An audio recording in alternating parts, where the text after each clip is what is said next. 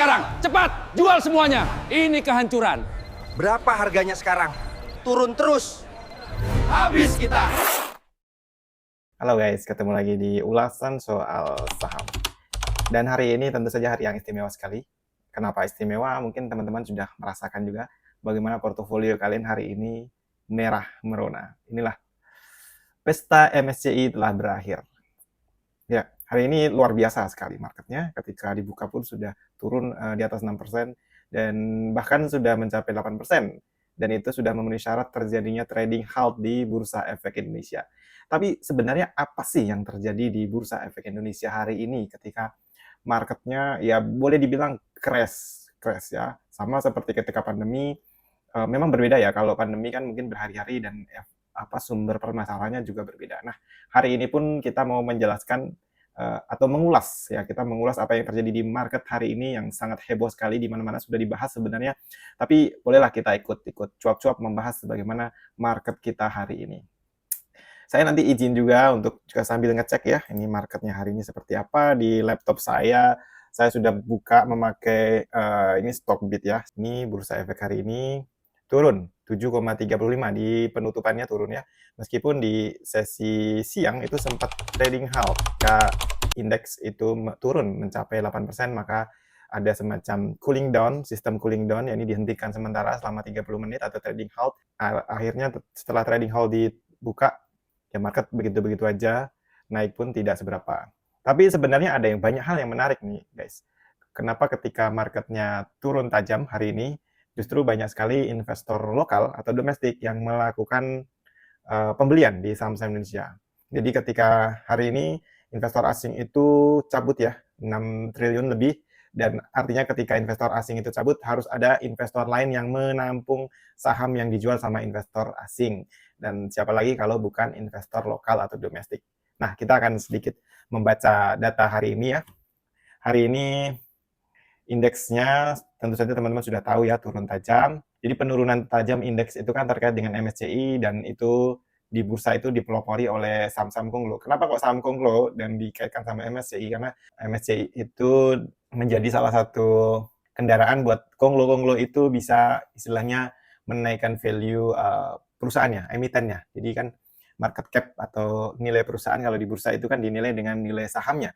Itu dikalikan dengan jumlah semuanya dan akan ketemu hasilnya. Kalau kalian sebagai pemilik emiten, kalian kemudian IPO kan perusahaan kalian di bursa dan sahamnya itu dinilai sama pasar dalam bentuk harga, itu harganya akan menentukan itulah value dari perusahaan kalian yang dinilai sama pasar. Itu kan dibuat oleh lembaga independen ya untuk menilai satu saham di mata investor, terutama investor asing seperti apa, apakah ini layak untuk jadikan semacam saham pilihan MSCI. Nanti penjelasan soal MSCI mungkin kita bisa bahas di lain waktu, tapi yang jelas itu MSCI semacam indeksan lah. Dalam konteks ini indeks internasional yang punya kredibilitas yang mungkin jauh lebih baik lah, jauh lebih baik daripada indeks-indeks seperti yang ada di Indonesia sendiri seperti IDX 30, IDX LQ45 dan sebagainya. MSCI mungkin lebih populer dalam tanda kutip karena dia jadi semacam mata atau kacamata buat investor asing, artinya investor global, dan itu kan penting. Tentu saja parameter MSCI berbeda dengan indeks-indeks lokal yang lain yang biasa kita temukan di Bursa Efek Indonesia. Nah, hari ini pengumuman dari MSCI tentu teman-teman sudah baca ya, ada semacam dalam tanda kutip pembekuan untuk jadi tidak akan ditambah dulu daftar MSCI indeks Indonesia, jadi sahamnya mungkin dalam beberapa bulan, harusnya kan bulan depan, atau harusnya memang bulan ini diumumkan ada konstituen baru dan sebagainya, tapi ternyata pengumumannya sangat mengejutkan bahwa MSCI justru membekukan dengan berbagai macam alasan. MSCI ini kan Morgan Stanley Capital International, yaitu lembaga internasional yang membuat semacam pengindeksan yang dia berdasarkan ada basisnya ya, ada basisnya khusus bagi kenapa satu saham masuk ke indeks MSCI, bisa ke small cap atau ke middle cap atau big cap-nya, ada masing-masing ya. Mungkin bagi teman-teman investor receh yang bertanya-tanya kok MSCI kebijakannya seperti ini ternyata bisa dalam tanda kutip menghancurkan indeks satu negara ini. Indeks IHSG itu kan ya di Indonesia satu-satunya ya. Di bursa saham di Indonesia itu Bursa Efek Indonesia, dan IHSG adalah indeks harga saham gorengan. Bukan gorengan. Gabungan ya. IHSG adalah indeks harga saham gabungan ya, bukan gorengan. Tapi memang sahamnya saham gorengan. Tentu teman-teman sudah paham apa maksudnya. Nah, MSCI ini adalah Morgan Stanley Capital International ya, penyedia indeks saham global yang yang jadi benchmark atau acuan utama bagi manajer investasi di seluruh dunia. Jadi kalau ada MI dari Amerika, kalau mau beli saham Indonesia, dia tidak perlu harus memeriksa satu persatu yang tentu saja dia tidak kenal ini perusahaan apa dan sebagainya, dia hanya perlu melihat indeksnya, oh ini sudah dinilai sama MSCI, masuk ke sini berarti dianggap kredibel, bagus dan sebagainya, dia tinggal beli, misalnya memilih salah satunya dari indeks tersebut untuk dibeli sebagai bagian dari portofolio manajer investasi yang ada di Amerika Serikat tersebut. Nah ini kan MSCI ini otomatis kan penting buat investor asing, tapi buat investor lokal apakah sepenting itu? Nah, mungkin secara langsung tidak, tapi ternyata ada sesuatu yang membuat MSCI ini penting bagi investor lokal, yakni karena indeks kita itu masih sangat tergantung pada namanya inflow atau pemodal asing. Jadi peran investor asing di Bursa Efek Indonesia itu masih sangat besar. Meskipun kalau di data bursa misalnya, oh investor asing itu cuma 40% atau apa, tapi 40% itu adalah investor-investor yang aktif, duitnya gede, dan dia bisa bertambah atau berkurang kapanpun ya sama investor asing itu. Terserah dia mau nambahin portofolio di Indonesia kapanpun dia sebenarnya bisa. Duitnya pun sebenarnya lebih besar daripada itu di luar tentunya. Tapi yang diinvestasikan di Indonesia mungkin sekitar ya mungkin sudah 40%. Kalau dulu mungkin lebih dominan lagi, sekarang sudah berkurang. Tapi meskipun dia kalau secara angka mungkin tidak dominan, tapi secara trading harian, secara ini itu sangat penting ya, keberadaan investor asing di transaksi kita itu penting. Nah, itulah kenapa kok saham-saham yang masuk indeks MSCI yang dijadikan acuan sama investor asing itu menjadi hal yang penting bagi investor lokal juga, dan itu berdampak bisa kayak meskipun itu saham yang tidak masuk MSCI atau saham yang tidak prospek masuk MSCI, ketika indeksnya hancur atau crash, ya dia ikut juga terpengaruh. Jadi sentimen itu apa ya? Aura gloomy itu menular kemana-mana, semua investor akhirnya ya hampir semua saham akhirnya hari ini merah turun, dan itu dipelopori oleh saham-saham Komlo, terutama sahamnya Pak Prayogo Pangestu ya, banyak saham-saham mereka yang hancur, bahkan untuk saham-saham yang sudah ada di indeks MSCI pun turut hancur kayak gitu. MSCI itu ada beberapa kategori penilainya ya, salah satunya kayak foreign inclusion factor, ada jumlah saham, ada investability atau suatu saham kalau mau masuk MSCI ya dia harus bisa istilahnya bisa dibeli juga oleh investor asing. Kalau dia misalnya jumlah yang diperdagangkannya misalnya terlalu kecil, ya dia kesulitan buat investor asing untuk membeli satu saham, tentu saja itu tidak akan masuk kategori MSCI karena menjadikan barrier buat investor asing untuk masuk ke suatu saham. Misalnya floating istilahnya saham yang beredar itu yang di pasar yang bisa diperdagangkan di pasar sekunder itu misalnya minimal berapa persen kayak gitu kan. Kalau di kita kan ada ketentuannya, tapi ada beberapa saham yang besar banget. Ada emitennya gede, market cap-nya dominan, paling besar di Indonesia, tapi floating float-nya cuma ya berapa persen, 3% atau berapa, tapi itu sudah mempengaruhi indeks keseluruhan. Artinya kalau satu saham dengan floating yang kecil tapi mempengaruhi indeks itu kan mungkin tidak, dalam tanda kutip, tidak sehat bagi indeks itu sendiri kayak gitu. Kemudian juga ada soal transparansi yang disorot juga sama MSCI ini. Kenapa kok kemudian mereka menyatakan sementara membekukan untuk perubahan istilah kocok ulang ya.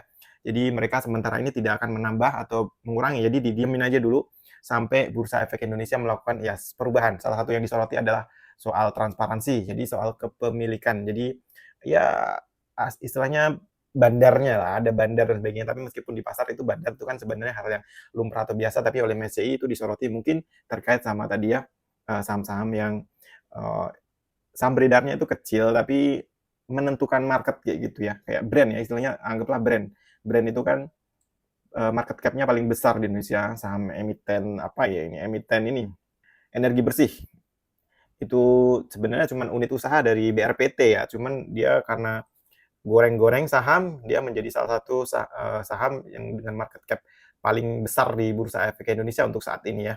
MSCI ini menjadi panduan buat investor asing yang tadi masih punya pengaruh, memang tetap berpengaruh besar terhadap transaksi harian di Bursa Efek Indonesia. Jadi menjadi acuan juga buat investor lokal untuk melakukan pembelian. Misalnya ketika saham BBRI diakumulasi asing, biasanya kita investor lokal atau investor kecil ini juga ngikut. Investor asing beli saham A, kita ikut ke sana. Kenapa kok kita melakukan itu? Ya karena investor kecil atau rata-rata investor di Indonesia itu bukan bandar ya. Mereka uang dengan mungkin ratusan atau miliaran yang nggak punya kuasa atau tidak punya pengaruh terhadap perubahan harga saham. Jadi cuma ngikut saja dari investor besar. Nah, karena investor besarnya adalah asing, biasanya investor kecil-kecil ini juga salah satunya mengikuti asing kemana, dia ikut kemana. Nah, ketika asing hari ini banyak keluar, ya sudah, sahamnya hancur. Investor lokal tentu saja kalau mau ikut-ikutan keluar ya cut loss ya, boncos. Tapi fakta yang menarik hari ini tentu saja adalah investor asing keluar sampai 6 triliun dan artinya kan 6 triliun itu kemudian juga ditampung oleh investor lokal. Ya siapapun itu yang investor lokal tentu saja yang menjadi lumbung lumbung cuan buat investor asing tadi. Investor asing tentu saja meskipun turun misalnya 7%, 14%, kayak gitu mereka kemungkinan tetap cuan ya karena mereka masuknya tentu saja bukan kemarin atau dalam tempo yang dekat gitu. Mereka sudah masuk di satu saham biasanya sudah jangka panjang, belinya dari bawah, kemudian harganya digoreng, dinaikin, dan ketika hari ini crash, mereka keluar meskipun di ARB kan ya, auto rejection bawah, mereka tetap secara hitung-hitungan harusnya tetap untung seperti itu. Nah, kita baca dulu ya. Hari ini ada yang tetap ada top foreign buy ya, jadi tetap ada pembelian asing juga di saham MDKA, Adaro, AMN, XCL, INDF. Kemudian yang lokal membeli atau lokal buy berarti asing sell di sini berarti BBCA. BBCA tentu saja paling banyak dibuang ya. Kita coba cek bentar BBCA. Nah, ini foreign flow BBCA dan ini pergerakan BBCA hari ini minus 6,3% sampai 7% sebenarnya, cuman dia agak mantul dikit ke atas. Hari ini dan kita bisa cek broker summary-nya ya, broker summary. Ada juga foreign domestiknya di sini. Nah, ini foreign buy 192 triliun, sell-nya 6,6 T. Di satu saham saja, BCA ini sudah sell 6,6 T, tapi ada yang buy juga ya, asingnya 1,9. Jadi secara rata mungkin sekitar 4 sekian lah. 4 triliun. Domestik ini lebih banyak buy ya, 5,39 triliun. Yang sell cuma 1,25. Ini di Brok Distribution juga ada sellernya ini ZP. ZP ini broker asing ya, ZP broker asing dan dia jualannya sampai 2 triliun di salah satu. Kemudian AK juga 1,6 triliun, ini broker asing, biasa dipakai oleh investor asing untuk melakukan transaksi. YU juga, ini kita lihat broker summary-nya. Bagian sell, ini BCA jarang-jarang yang sell itu cuman ada berapa broker? 1, 2, 3, 4, 5, 6, 7, 8. 8 broker aja, yang nampung begitu banyak ya. Berarti hari ini tuh investor lokal itu meskipun mungkin mereka rugi, mereka tetap tidak mau jual. Mereka justru nambah nih. XL, SQ, 2 broker retail. Justru beli cukup besar. PD juga, ini broker retail. XC broker retail. CC juga banyak retailnya. KK pun retail. KK itu apa? Philips Sekuritas itu banyak retailnya. Sementara ZP itu Maybank, broker asing ya. Tentu saja banyak dipakai untuk asing. 1,5 T. AK ini jual juga UBS 1,5 T. Jadi nih, di bagian ini asingnya jual BCA, Antam, Tins, Emas, ACI, DSA, ICBP, dan sebagainya. Dia beli ASI, UNTR, Adaro, MDKA, BMRI. Tentu saja teman-teman ingat juga UNTR, ASI ini kan kemarin juga sempat kena sentimen itu ya, izin tambang emas sudah diturunin, tapi ternyata malah sekarang asing ini nambah muatan di saham-saham yang kemarin diturunin. YU, CGS ini juga asing, dia BCA, Telkom, ASI, tapi ASI di sini dijual ya. Kemudian dia beli BRI, Indef, Goto, MDKA. Kemudian ada KZ nih, KZ juga jual BCA atau CLSA. KZ itu kadang juga dipakai asing ya. Verdana dan sebagainya. Itu contoh bagaimana satu saham yang jadi dalam tanda kutip dikendalikan atau harga sahamnya itu dipengaruhi oleh pergerakan asing. Di BCA ini kita bisa ngelihat komposisi asing di sini di profil ya. Kalau kita pakai Stockbit itu ada profil. Di sini asingnya itu mencapai 33% di akhir Desember ya. Akhir Desember, bulan Januari, ini masih Januari, datanya belum ada. Ini datanya per bulan. Ini asing terus turun ya. Sebenarnya di BCA itu sebenarnya asing itu jualan terus. Jadi sebenarnya ini cuma gong aja. Asing itu sebenarnya terus keluar di BCA. Di mungkin bahkan beberapa tahun yang terakhir ya. Ini porsi asing itu mulai turun dari 2024 ya ini. Ini kita bisa cek juga di sini ya, bagaimana pergerakan asing itu pakai foreign flow. Nah, ini BCA. Nah, ini kalau deteksi asing ini keluar mulai dari sini nih, September 2024 itu sebenarnya mereka sudah keluar terus. Keluar. Jadi asing di saham ini sebenarnya bukan tiba-tiba keluar, bukan tiba-tiba hari ini 6 triliun keluar, bukan. Tapi memang sudah dalam tempo yang lama. Ini mungkin dalam tanda kutip terencana. Bahwa hari ini mereka besar ya, keluarnya besar ya itu hanya momentum aja yang dipakai. buat sekalian jatuhin indeks. Karena kenapa? Harga bisa jatuh ya tentu saja kalau mereka mau masuk lagi harganya harus turun karena mereka kan taking profit ini. Kalau udah taking profit ketika nanti mau akumulasi lagi ya saham ini harus diturunin dulu. Mana mungkin mereka masuk di harga tinggi kemudian nanti turun dia jual kan nggak mungkin. Dia sudah karena dia akumulasinya panjang ya. Ini keberadaan investor asing kita bisa track. Jadi dari sini dari beberapa tahun yang lalu itu sudah akumulasi. Bahkan ini lama banget. Asing di BCA itu kan salah satu apa ya? Keberadaan investor asing yang cukup panjang, cukup lama dibandingkan saham-saham yang lain, dibandingkan misalnya Unilever dan sebagainya. Unilever sudah dijual bertahun-tahun yang lalu ya, dibuang sama asing. Nah sekarang saatnya BCA dibuang sama asing. Asing putusan menjual sejak 2024 ya, artinya sudah setahun lebih ini asing jualan terus, taking profit. Dan dia kan ini sudah naik. Kalau grafiknya memang dia akumulasi dari lama ya, dari bertahun-tahun yang lalu harganya udah naik terus dan saat orang-orang masih optimis terhadap BCA, ya ini asing lah saatnya jualan. Karena dia kalau jualan tuh kan harus ada yang nampung, ada yang beli. Untuk dapat keuntungan tentu saja harus ada yang menampung di saham BCA. Nah, inilah nasib saham BCA, saham yang fundamentalnya paling, dalam tanda kutip, paling bagus mungkin ya, paling bagus. Kalau kita ngelihat state-nya mungkin juga salah satu yang bagus. Bukan paling bagus, mungkin salah satu yang bagus saja. Kenapa ya? Mungkin untuk beberapa indikator udah dianggap kemahalan bagi beberapa investor ya. Nah, itu saham-saham yang dijual asing ada BCA, BRI, BMRI, Telkom, Antam. Itu banyak ya di sini. Kalau kita cek dari marketnya ini, top value masuk BCA, BMRI, BBRI, Antam, Telkom. Kita juga bisa pakai screener ya. Kita coba buka screener. Nanti kita cari yang asing.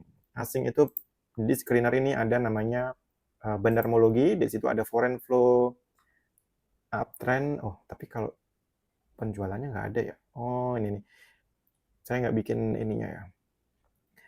Foreign flow uptrend. Oh, ini yang dibeli asing. Ini karena untuk buat teman-teman ini jadi semacam panduan ketika masuk ke satu saham, apakah asingnya masuk atau enggak ya bisa pakai screener ini. Cuman di sini nggak ada asing jual ya. Sayangnya nggak ada asing jual. Jadi yang di sini cuma screener untuk asing masuk, asing beli. Oke, teman-teman. Jadi memang hari ini spesial sekali, MSCI bisa menghancurkan Bursa Efek Indonesia itu sesuatu yang luar biasa. Atau sebenarnya memang sudah bagi banyak orang sesuatu yang biasa ya. Bagi terutama buat yang sudah lama berpengalaman di Bursa Efek Indonesia, misalnya bahwa terjadi penjualan, pembelian, apakah itu mau sekaligus atau bertahap itu sesuatu yang biasa, bahwa sentimen ini atau isu ini dipakai untuk asing pergi atau cabut untuk taking profit, ya itu sesuatu yang terserah mereka ya, kapanpun mereka mau cabut itu kan sebenarnya terserah mereka. Tapi ada sesuatu yang mungkin ya mungkin menggelitik juga, bahwa mungkin ada beberapa pernyataan dari orang-orang yang ini saya coba bacakan di ini ya. Ini saya coba ada berita misalnya di media sosial tentang bagaimana Dirut BI menyebut indeks turun 8% karena investor panik selling pasca pengumuman MSCI. Tapi kalau kita telaah lebih dalam, saya mengutip dari Creative Trader ya, saya mengutip dari Creative Trader, di situ dibilang sebenarnya yang terjadi adalah panic buying. Jadi investor lokal itu banyak yang melakukan panic buying. Jadi pembelian secara panik sebenarnya. Tapi kok dibilang panic selling? Yang mungkin yang berlaku ya bukan panic selling sebenarnya, panic buying. Karena lokal tercatat banyak membeli dari saham-saham itu yang dibuang asing. Jadi investor asing melakukan jualan itu 6 triliun. Itu suatu angka yang besar sekali. 6 triliun dalam sehari itu besar. Biasanya mungkin tidak sampai sebesar itu ya investor asing bisa jualan. Nah jualannya kemana? Nggak mungkin dijual ke angin ya, atau cuman dilepas tiba-tiba nggak ada pemiliknya, kan nggak mungkin. Satu saham dilepas ya harus ada pemilik yang lain. Artinya ada investor lain yang mau beli, entah di saham ketika di ARB atau ARA ya, kalaupun dijual kalau ada yang beli ya berarti ada kepindah atau pergantian kepemilikan sebuah saham. Dan ini terjadi justru kalau hari ini bukan panic selling tapi panic buying buat investor lokal. Ya kenapa mereka melakukan panic buying? Kemungkinan karena melihat karena mereka mungkin nggak mau cut loss ya. Mereka nggak mau cut loss, atau justru mereka ngelihat wah market crash, ada potensi mereka masuk seperti itu. Meskipun itu namanya menadah pisau jatuh. Jadi harga jatuh ditadah gitu. Ada resiko bahwa ia tangannya akan terluka, atau dia besok ketika harganya turun lebih dalam lagi, otomatis dia ya harus menanggung kerugian gitu. Dan saya sendiri pun hari ini ya tidak banyak jualan ya, tidak banyak. Meskipun saya cut loss juga di satu saham, saya cut loss. Meskipun rencana cut loss itu sebenarnya terjadi 1-2 hari sebelumnya mau cut loss karena sudah rugi dan ini tidak bagus. Saya mau cut loss, begitu saya mau cut loss ternyata market hari ini hancur. Kejatuhan indeks saham di Bursa Efek Indonesia ini sebenarnya di satu sisi mungkin ya pesta dari investor asing ya, pesta untuk taking profit buat investor asing, bisa menggondol 6 triliun keluar kayak gitu, mereka taking profit. Ya di sisi lain juga ada soal, kalau isu yang berkembang kan soal trust ya, kepercayaan, gimana MSCI dalam tanda kutip tidak percaya terhadap Bursa Efek Indonesia, terhadap transparansi terutama soal kepemilikan, di mana ya mungkin yang dimaksud itu adalah sebuah saham misalnya bisa dalam tanda kutip digoreng-goreng oleh pemiliknya atau siapapun itu, yang itu kalau buat MSCI tidak bagus untuk indeks ya. Misalnya saham-saham milik Konglo yang masuk MSCI siapa? Nah, itu kan bisa jadi kalau kalau yang menggoreng market mungkin dianggap biasa saja, tidak ada masalah ketika yang menggoreng adalah manajer investasi. Tapi kalau yang menggoreng atau yang mengotak-atik itu adalah owner atau owner yang memakai nomine atau akun-akun yang dia bikin dari nama lain seperti itu, ya otomatis MSCI jadi was-was karena khawatirnya itu justru merugikan mereka-mereka yang memakai MSCI sebagai apa ya, indikator untuk melakukan perdagangan, ya terutama manajer investasi asing. Artinya sebenarnya MSCI ini adalah kepanjangan tangan dari investor asing itu sendiri untuk dalam tanda kutip melawan ya bandar-bandar lokal mungkin ya, atau yang dalam tanda kutip mungkin merugikan bagi mereka kayak gitu. Karena saham ini misalnya dianggap kenaikannya tidak wajar, arah-arah berkali-kali tapi tidak diawasi sama bursa. Kan banyak tuh saham yang arah berkali-kali ya, auto rejection atas berkali-kali tapi dibiarkan. Tapi ada juga yang arah 1-2 kali langsung kena suspend. Ada saham-saham tertentu yang dibiarkan, ada saham-saham tertentu kalau terjadi fluktuasi ternyata dia langsung di apa ya, suspend atau dihentikan perdagangannya. Nah, itu yang mungkin salah satu dalam bentuk ketidakadilan sikap bursa juga ya. Kok yang saham A kejadiannya sama kok berbeda perlakuan dengan saham yang lain, terutama kalau kita membandingkan ya ini saham-saham konglo dibandingkan saham-saham terus emiten lain ya, seperti itu. Itu bisa jadi indikator juga bahwa oh ada sesuatu nih di balik apa yang dilakukan oleh bursa.